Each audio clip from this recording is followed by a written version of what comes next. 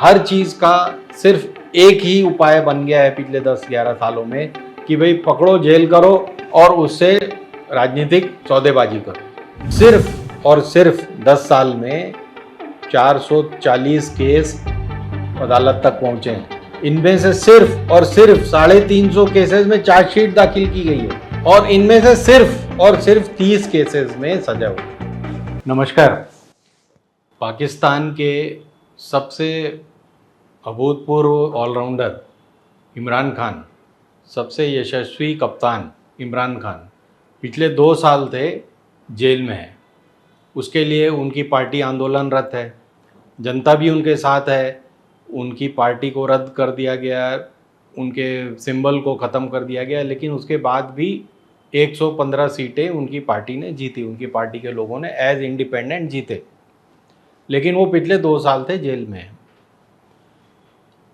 अब उनके साथ क्या हुआ था, उनके ऊपर इल्ज़ाम लगे थे कि उन्होंने तोशाखाना यानी सरकारी खजाने से जो गिफ्ट मिले थे बाहर से, उसे बेच खाए वो। अब जितने भी करोड़ों के गिफ्ट रहे होंगे या मामला साबित हुआ या नहीं हुआ, लेकिन कोर्ट ने अपना जजमेंट दिया और उसके बाद उन्हें उनके घर से लाहौर से गिरफ्तार करके जेल में डाल दिया गया है। दूसरा परिदृश्य देखिए, दिल्ली में 2018 में सत्येंद्र जैन मंत्री थे केजरीवाल की कैबिनेट में। उन पर किसी ने इल्ज़ाम लगाया कि जो बारापुला है उसका फेज़ 3 बनाने में इन्होंने घपला किया है, कुछ अपॉइंटमेंट्स में इन्होंने घपला किया और इनके साथ लोक निर्माण विभाग के कुछ अधिकारियों ने घपला किया। अब ये इल्ज़ाम था, लेकिन सत्येंद्र जैन को तुरंत गिरफ्तार कर लिया गया कि अभी इन्वेस्टिगेशन होगा इस बात का। वो लगातार जेल में रहे, लगातार उनकी जमानत की अर्जियां हाई कोर्ट से, सुप्रीम कोर्ट से, सब तरफ से रद्द कर दी गई। 6 साल वो जेल में रहे, इस बीच बीमार पड़ गए, बुरी तरह अस्पताल में रहे, बहुत सारे उनके जीवन में परिवर्तन आ गए। उनके साथ ये जो अधिकारी भी थे वो भी जेल में। अब 2018 का केस अब 2025 में सीबीआई कह रही कि उनके पास कोई सबूत नहीं है, इन्वेस्टिगेशन में उन्हें कुछ नहीं मिला और उन्होंने क्लोजर रिपोर्ट दाखिल कर दी राउज एवेन्यू कोर्ट में और कोर्ट ने स्वीकार भी कर लिया। और अब माननीय श्री सत्येंद्र जैन पर कोई इल्ज़ाम नहीं है। तो आपको क्या लगता है कौन सा तरीका बेहतर है? पाकिस्तान में जहाँ पर कि इल्ज़ाम लगा, इन्वेस्टिगेशन हुआ, कोर्ट ने डिसीजन दे दिया, उसके बाद इमरान को गिरफ्तार कर लिया गया, या हमारे यहाँ जहाँ 6 साल से आदमी जेल में है उस पर कोई जमानत की सुनवाई नहीं और उसके बाद आपने कह दिया हमारे पास तो कोई सबूत नहीं है, इन्वेस्टिगेशन फेल है, उसके बाद आपने उसको रिहा कर दिया। अब उसके घर परिवार, रेपुटेशन, सबका आपने नाश कर दिया।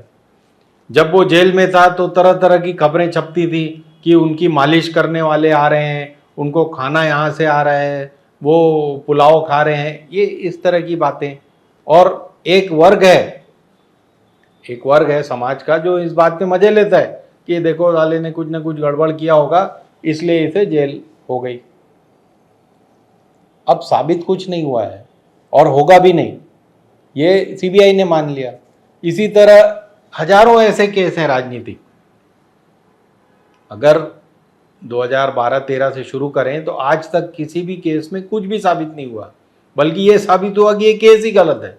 लेकिन इस बीच में विनोद राय जैसे बहुत सारे चंपकों को पद्म भूषण भी मिल गया, क्योंकि विनोद राय एक बार सीएजी थे, उन्होंने कह दिया कि 1,72,000 करोड़ का घपला कर दिया है इन्होंने 2G, CG, 3G स्कैम में, और आज तक उसमें कुछ भी साबित नहीं हुआ। और विनोद राय बढ़िया खा पी के रिटायर हो गए, उसके बाद उन्हें बहुत तरह की पोस्टिंग भी मिल गई और वाह अलग मिली। लेकिन जो डी राजा 2 साल जेल में रहा उसे कुछ नहीं मिला। अब आप खुद सोचिए कि जो अधिकारी जांच करते हैं उनको क्या सजा होनी चाहिए कि आप जांच में कुछ नहीं पाए, लेकिन आप लगातार कुछ ना कुछ कोर्ट में फर्जी पत्र जारी करते रहे, चार्जशीट जारी करते रहे, जिसमें कुछ तो भी उलझुल सबूत पेश कर रहे हैं, ये कर रहे हैं, वो कर रहे हैं करके आपने उसकी सजा, और जब भी वो जमानत के लिए गया आदमी तो आपने उसके खिलाफ नहीं नहीं साहब ये बाहर आएगा तो बड़ा घपला कर देगा। अरे जब 6 साल से आदमी जेल में, 8 साल से जेल में है, वो क्या घपला कर देगा, क्या दबाव बना देगा? लेकिन आप जमानत का विरोध करते रहे हमेशा। तो ऐसे अधिकारियों को किसके कहने पर इनने ये किया, क्या इसके बारे में इनकी जवाबदेही तय नहीं होनी चाहिए? जब अगर आप अपनी बात को साबित नहीं कर पाओ और आप लगातार किसी की जमानत का विरोध करो, तो क्या आपकी जवाबदेही तय नहीं होनी चाहिए? पिछले 10 सालों में ईडी ने 10,000 से भी ज़्यादा केस, कुछ ये मैं आंकड़े बता रहा हूँ जो वो लोकसभा में दिए गए हैं वो बता रहा हूँ आपको, 10,000 से भी ज़्यादा केस फाइल किए हैं और हजारों लोगों को गिरफ्तार किया है। छत्तीसगढ़ जैसे प्रदेश में भी कई हजार लोगों पर इल्ज़ाम लगे हैं और कई दर्जनों लोग अभी भी पुलिस हिरासत में हैं। ईडी की जांच चल ही रही है। लोकसभा में क्या मिला कि 10,000 से ज़्यादा केस दर्ज किए गए, हजारों लोग गिरफ्तार किए गए। सिर्फ और सिर्फ 10 साल में 440 केस अदालत तक पहुंचे हैं। इनमें से सिर्फ और सिर्फ 350 केसेस में चार्जशीट दाखिल की गई है और इनमें से सिर्फ और सिर्फ 30 केसेस में सजा हुई है। तो 0.013 ये परसेंटेज है और आदमी जेल में है।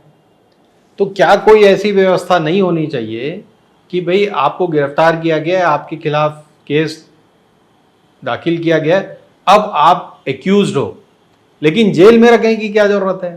भाई राजनीतिक जरूरत है, ये तो हमको सबको समझ में आ गया। उसको बदनाम करो, उसको जेल में प्रताड़ित करो, उसे तरह तरह से उसकी भाव भंगिमा, उसकी राजनीतिक करियर सब खत्म कर दो। अफसर का सारा जो भी उसके खिलाफ बनता है मामला, उसको लेकर उसके परिवार को सबको प्रताड़ित कर दो। एक आदमी अकेला जेल नहीं जाता, उसका पूरा परिवार, उसके संबंधी, उसके अड़ोसी पड़ोसी सब परेशान रहते हैं इस पूरे प्रक्रिया में, क्योंकि उनके खिलाफ भी कुछ ना कुछ जांच चलते रहती है, इन्वेस्टिगेशन के लिए उनको बुलाया जाता है। तो ये बहुत अच्छी बात है।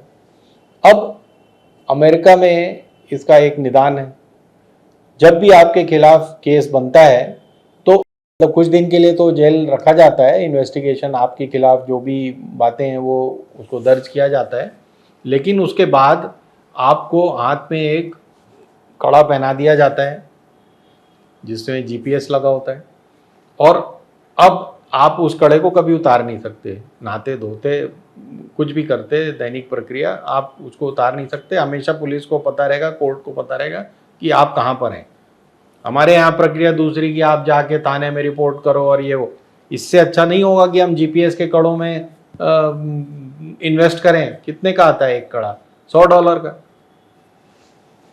तो कोर्ट को सिंसियरली इस बात को देखना पड़ेगा कि भाई जमानत दो और उस पर कई तरह के प्रतिबंध लगा दो, कई तरह के, वो तो लगाते ही हैं वैसे भी जमानत के साथ, लेकिन साथ साथ एक कड़ा भी पहना दिया जाए उस आदमी को जिससे कि आइडेंटिफाइड रहे वो, ठीक है, लेकिन जेल में ना रहे।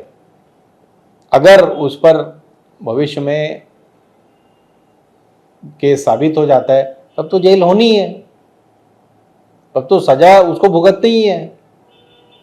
तो उसके पहले उसे सजा ना दी जाए, कोई भी हो, चाहे वो सत्येंद्र जैन हो, सिसोदिया हो, केजरीवाल हो, हर चीज़ का सिर्फ एक ही उपाय बन गया है पिछले 10-11 सालों में कि भाई पकड़ो, जेल करो और उससे राजनीतिक सौदेबाजी करो। और अगर नहीं मान रहा है तो पहले से ही बता दो कि भाई तुम्हें ऐसा नहीं करोगे तो जेल हो जाएगी, तो हमारे साथ आ जाओ, ये हो जाएगा, वो हो जाएगा। अब कौन कर रहा है ये मुझे स्पेल आउट करने की जरूरत नहीं है। सिर्फ ये समझिए कि जेल को, तंत्र को, पूरे हमारे जो ये आईपीसी से लेके ईडी फीडी तक जितने भी हमारे इंस्टीट्यूशंस हैं, इनको इस तरह से बर्बाद ना होने दें। कोर्ट्स की जिम्मेदारी है। कोर्ट सिर्फ ये नहीं कह सकता कि हाँ जी ये बाहर आएंगे तो उनको, गवाहों को इन्फ्लुएंस करेंगे। अरे जीपीएस पहना रहे, उसके पास पता चलता रहेगा कि भाई ये कहाँ कहाँ किससे मिल रहा है, कहाँ कहाँ गया था ये बात करने। तो ये एक बेहतर सॉल्यूशन होगा। पाकिस्तान भी हमसे बेहतर सॉल्यूशन ढूंढ चुका है। भले गलत जजमेंट दे रहे हो, अच्छा जजमेंट दे रहे हो, कम से कम जजमेंट तो दे रहे हैं। हम तो बिना जजमेंट के ही सजा पूरी कर दे रहे हैं। जितने की सजा नहीं होनी थी सत्येंद्र जैन को, उससे ज़्यादा साल वो जेल में रह लिए। तो इस बारे में आपको भी विचार करना है, कोर्ट्स को तो करना ही चाहिए। धन्यवाद।